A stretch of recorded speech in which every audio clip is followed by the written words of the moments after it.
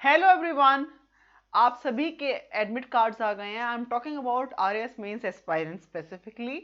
और आप सब लोगों ने देख लिया होगा सेंटर्स कहाँ कहाँ हैं। तो मुझे लगा कि काफ़ी लोगों की डिमांड थी कि एक तो मैं ये बताऊं कि ना लास्ट मिनट की स्ट्रैटेजी क्या होनी चाहिए। कुछ लोगों को लगता है जो पहली बार एग्जाम लिखने जा रहे हैं कि हम पेपर को कहाँ से अटेम्प्ट करें, 10 मार्कर्स को पहले लें, 5 मार्कर्स को पहले लें या 2 मार्कर्स को पहले लें। कुछ लोगों को लगता है कि ना 2 दिन पहले पहुंचे सेंटर पे, एक दिन पहले पहुंचे, उसी दिन पहले पहुंचे। सारे सारे के सारे क्वेश्चंस को एड्रेस करने वाली हूँ। सबसे पहला, ये वीडियो ज़्यादा लंबा नहीं होगा। सबसे पहला आपका क्वेश्चन ये जनरली रहता है कि is it allowed to carry multiple pens, transparent pen या नहीं। इस बार बहुत सुंदर बात यह है कि आरपीएससी ने एडमिट कार्ड में लिख दिया है कि you can bring in gel pen, ball pen, but it should be of blue colour. Transparency वाला कोई मेंशन नहीं किया है, तो आप बिल्कुल फ्री हैं। आप अपने साथ में वो पेन लेके जाते हैं जिससे आपने अभी तक अभ्यास किया है। दूसरा क्वेश्चन ये कि काला पेन ले जाना अलाउड नहीं है, तो क्या करें। मैं तो हमेशा कहती हूँ मोटे काले पेन से लिखो, और तो भाई ब्लू मोटे पेन से लिख लो। The only thing is it is going to be scanned. And most of the times को चला के नहीं देखने वाला कि दिखाओ ये लाल चलता है कि नीला चलता है। जनरली ऐसा नहीं होता है। But still, to avoid last minute hurries, आप ना ब्लू कलर का मोटा पेन ले लीजिए। बिकॉज कॉपी आपकी स्कैन होंगी। मोटा चलने वाला पेन अलग से बोल्ड दिखता है, हाईलाइट करने के, आई मीन हेडिंग डालने के लिए काम में आएगा। तीसरी बात, सेंटर्स पे कब पहुंचे। Generally it is advisable to everyone कि आपका जिस भी जगह सेंटर है, जो लोगों को ट्रैवल करके जाना है, वो मेक श्योर करें कि 24 तारीख को दोपहर तक अपने रेस्पेक्टिव एग्जामिनेशन सेंटर पे पहुंच जाएं, जो कि आपका डिविजनल हेडक्वार्टर है, यानी संभागीय मुख्यालय है। वहां पर रेस्ट करें और शाम से पहले जाकर के अपना सेंटर देख आएं कि जहां आप रुक रहे हो वहां से वो सेंटर कितनी दूर है। यदि आपका वो खुद का होम टाउन नहीं है, तो आपको किसी ऑटो वाले से या ऐसे से व्यवस्था कर लेनी चाहिए। यू नेवर नो कि कैब के लिए इंटरनेट की फैसिलिटी आपको नहीं मिले। बिकॉज अभी रिसेंटली एग्जाम भी सरकार को कैंसिल करना पड़ा। तो ऐसा हो सकता है 25 या 26 को उसी दौरान उसी दूरी में इंटरनेट बंद हो जाए, हो सकता है आपका मोबाइल फोन ना चले। सो इट इज़ एडवाइजेबल कि किसी एक ऑटो वाले का या कैब वाले को आप एडवांस में ही बुक कर लें कि भैया कल सुबह आ जाना। और कितने बजे पहुंचे, 9 बजे एग्जाम है। मेक श्योर कि आप 8 सवा 8 तक तो पहुंच ही जाएं। मैं आपको एग्जामिनेशन सेंटर देखने के लिए इसलिए कह रही हूँ क्योंकि बहुत बार ऐसा होता है कि आपको लगता है कि मेरा तो एग्जाम इस उसमें ही है और वो स्कूल का नाम कुछ और होता है। इवन एक दिन पहले वहाँ रोल लिस्ट भी लग जाती है, तो आप रोल लिस्ट में जाकर के अपना रोल नंबर भी चेक कर सकते हो कि क्या यही वो एग्जामिनेशन सेंटर है जिसमें मेरा नंबर आने वाला है। ये हमेशा एक कर सकने वाली, आप नहीं चाहें कि खुद जाएं टाइम वेस्ट करें, तो आप अपने किसी दोस्त को, साथी को, आपके पेरेंट्स को जो आपके साथ एग्जामिनेशन सेंटर तक गए हैं, उनको भी ये बात कह सकते हैं कि आप प्लीज़ मेरे लिए देख लीजिए। दूसरा, दो एग्जामिनेशंस के बीच में आपको थोड़ा टाइम मिलता है, दैट इज 2 आवर्स। उन 2 घंटों में क्या करें। उन 2 घंटों में सबसे पहले तो खूब सारा पानी पिए, कीप योर सेल्फ हाइड्रेटेड। अचानक गर्मी बढ़ गई है। और दूसरा, जब हम बहुत स्पीड में लिखते हैं ना, तो बहुत पसीने ही बह रहे होते हैं। तो अपने आप को हाइड्रेटेड रखें, खाना खाएं, बहुत ज़्यादा हैवी नहीं, अदरवाइज नींद आएगी। और दही या मट्ठा जैसी चीज़ नहीं खाएं, क्योंकि उससे जिन लोगों को दोपहर में सोने की आदत है उनको नींद आ जाएगी, या फिर आप ना उतनी स्पीड से नहीं लिख पाएंगे। So it is sincere advice to you कि फ्रूट्स खा लीजिए, हल्का फुल्का खाइए, लेकिन खाना ज़रूर खाइए। अपने शॉर्ट नोट्स को रिवाइज कीजिए पेपर 2 के लिए और रेस्पेक्टिवली नेक्स्ट डो पेपर 4 के लिए। तीसरी बात, जिन लोगों को लगता है कि सेकंड पेपर के लिए मैं एग्जामिनेशन सेंटर में कितनी मिनट पहले पहुंचूं, तो आप 15 से 20 मिनट पहले पहुंच सकते हैं, कोई इशू नहीं है। पर 15 से कम मत करना, अदरवाइज हो सकता है आपको बाहर ही रोक दिया जाए। एक एक एग्जाम तो आप सुबह दे चुके हो, दूसरे एग्जाम में भी कम से कम 15 मिनट पहले जरूर जरूर पहुंचिए। आप जहाँ पे एंट्री हो उसके आसपास बैठ के भी कहीं पढ़ सकते हैं। तीसरी बात ये कि अपने साथ एक पाउच रखिए जिसमें 4 से 5 पेन कम से कम हो। और अब एडमिट कार्ड हमेशा साथ हो, आपका आईडी कार्ड हमेशा साथ हो। उसमें जैसा कि कहा गया आपको कि 2 फोटोग्राफ्स लेके आनी है, तो 2 फोटोग्राफ लेकर के जाइए। ये तो छोटी छोटी बातें हैं जिन पे हमें ज़्यादा डिस्कस करने की ज़रूरत है नहीं।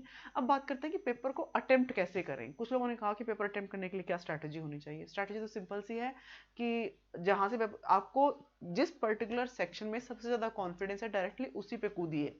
फॉर एग्जाम्पल, अगर आपको लगता है कि पेपर 1 में जो छोटे वाले पोर्शन है, 20-20-20 नंबर वाले, वो आपको ज़्यादा अच्छे से आते हैं और आपने अभी भी उनको मगअप किया है, यानी अभी भी रिवाइज किया है, स्ट्रेट अवे पेपर को खोलो, तीसरे सेक्शन में जाओ, उनको फटाफट अटेम्प्ट कर लो।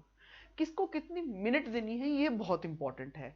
तो ऐसा मैं मानती हूँ कि 200 नंबर का पेपर है, 200 मार्क्स का पेपर है, और इन 200 मार्क्स में से आपको 180 मिनट्स मिले हैं, मैं इनको 180 ना मान करके मैं इनको 170 या 175 ही मानती हूँ, क्योंकि 5 मिनट आपके उन फॉर्मेलिटीज में लग जाते हैं जहाँ आपको नेम रोल नंबर भरना है या आंसर कोड नंबर भरना है या सिग्नेचर करवाने के लिए कोई आएगा, आप सेटल होने के लिए लोगे कुछ भी, तो लेट्स लीव 5 मिनट्स। हाँ, तो इन दोनों का जो रिलेशनशिप है उसको बिठाते वक्त हमें ऐसा महसूस हो रहा है कि जो जो 2 नंबर का क्वेश्चन है, यानी 2 नंबर वाले सवालों में आपको 1-1.5 मिनट से ज़्यादा नहीं देना है, यानी 1.5 मिनट मैक्सिमम।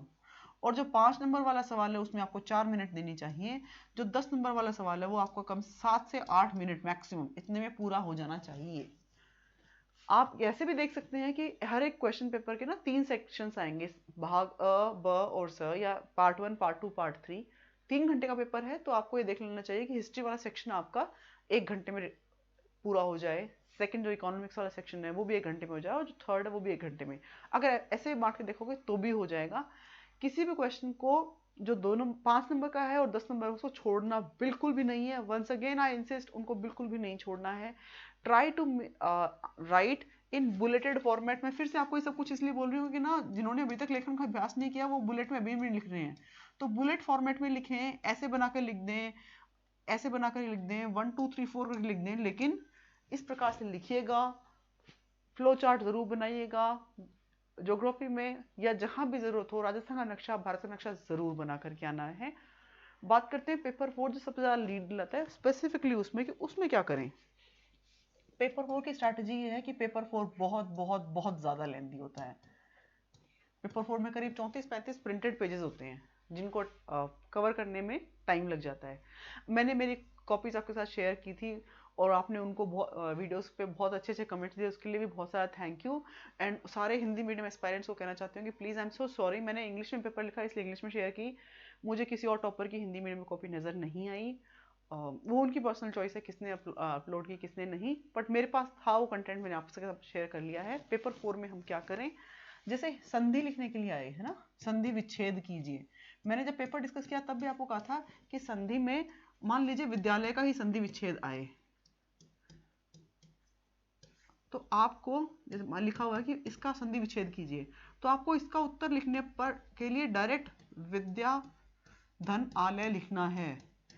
ये वर्ड दोबारा नहीं लिखना, विद्यालय इक्वल टू, मैंने 2016 में एक गलती करी, मैंने लिखा विद्यालय बराबर विद्याधनालय, तो एक ये और एक ये, इन 2 शब्दों को हर एक बार रिपीट करने के चक्कर में मेरा बहुत सारा टाइम चला गया था।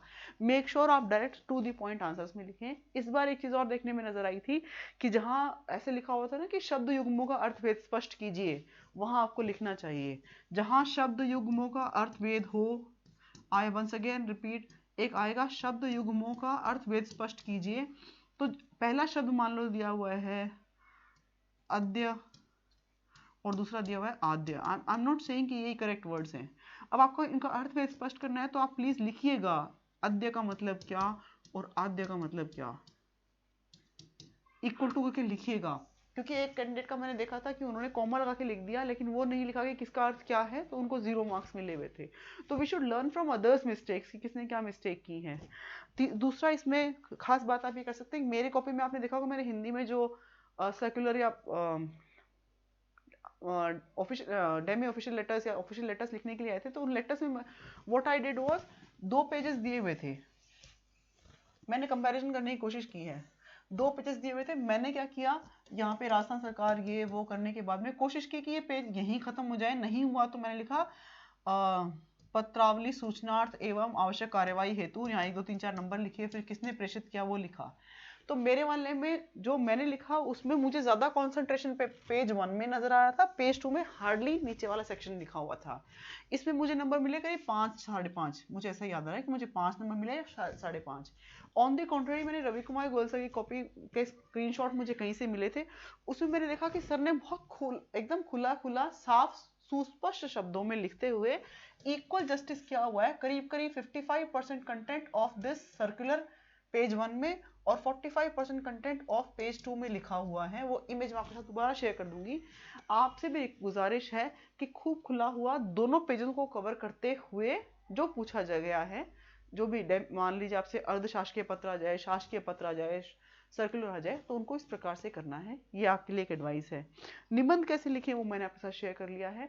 निबंध वाली स्ट्रेटजी वो ही होगी जो प्रत्येक प्रत्येक 10 नंबर के शब्द में भी मेरी यही स्ट्रेटजी होती थी। मैं फिर से रिपीट कर देती हूँ कि 10 नंबर के शब्द जो उत्तर जो हैं 10 नंबर वाले, वो आपको लीड दिला सकते हैं, वो आपकी लिस्ट के अंदर या बाहर कर सकते हैं। तो 10 नंबर के सवालों का उत्तर के लिए भी आप यही कीजिएगा, आप एक स्केलेटन बनाइएगा जहाँ पे आप इंट्रोडक्शन के लिए 2 लाइनें छोड़ें। फिर जैसे मान लीजिए सवाल में दिया हुआ है कि इसके प्रकार कितने हैं, तो प्रकार लिखिए। फिर लिखिए चुनौतियाँ, जो जो पूछा गया है, जो प्रश्न की डिमांड है वो, और उसके बाद में आगे की राह या निष्कर्ष। तो मैं आपको ये कहना चाह रही हूँ कि पहले एक स्केलेटन ड्रॉ कीजिए और जस्टिस कीजिए परसेंटेज के हिसाब से कि इस शब्द को इस पर्टिकुलर क्वेश्चन की डिमांड क्या है, और उसके हिसाब से फिर उसको फिल करने की कोशिश कीजिए। It shall work for your essays also, it shall work for your 10 mark question also. इनके अलावा कोई और डाउट हो तो you can always ping me. Time नहीं बचा है, खूब रिवाइज कीजिए, कॉन्फिडेंस रखिए अपनी तैयारी पर। और एक बात याद रखिएगा, वहाँ सवाल ऐसे आएंगे जिनको देख के आपको लगेगा कि हे भगवान क्या पूछ लिया, मैंने तो क्या पढ़ा था। लेकिन आपको उन 3 घंटों में अपना सर्वश्रेष्ठ प्रदर्शन करना है। एक्चुअली आरपीएससी में आजकल जिस प्रकार के प्रश्न पूछे जा रहे हैं वो प्रश्न इस प्रकार के हैं कि वो आपकी स्थित प्रज्ञता का परिचय देते हैं। आपको बिल्कुल घबराहट, आप ये सोचेगा कुछ नया पूछ लिया गया है, तो वो आपके लिए भी नया है, तो आपके जो साथ में एग्जाम लिख रहे हैं उनके लिए भी नया है। वहां पर बिल्कुल काम माइंड से, यानी शांत चित्त के साथ में आपको ये देखना है कि इसमें मैं क्या सर्वश्रेष्ठ लिख सकता हूँ या लिख सकती हूँ, और वो वहाँ डिलीवर करना है। वो 3 घंटे आपकी डेस्टिनी को डिसाइड करेंगे। पीछे 3 सालों में आपने जितनी मेहनत की है ऑफ कोर्स वो हेल्प करती है, लेकिन मान लीजिए आपने 3 सालों में बहुत ज़्यादा अच्छी मेहनत की हो और वहाँ बैठ के नहीं कंटेंट लिख पाए, क्या मतलब है फिर उसका। या फिर वहाँ आपने बहुत अच्छे शब्दों का चयन करके बहुत अच्छा उत्तर लिख दिया और 3 साल हो सकता है आपने किसी और काम में व्यस्त होती, तो it is what is going to affect your performances those 3 hours। तो अपने जो भी आराध्य हैं, अपने माता पिता, माता पिता से बड़ा भगवान धरती पे कोई नहीं है, उनको याद कीजिएगा। और पेपर लिखने स्टार्ट करने से पहले, एंड आई एम श्योर सभी बड़ों का आशीर्वाद आपके साथ बना रहे, पेपर अच्छा करके आइए। All the very best to everyone.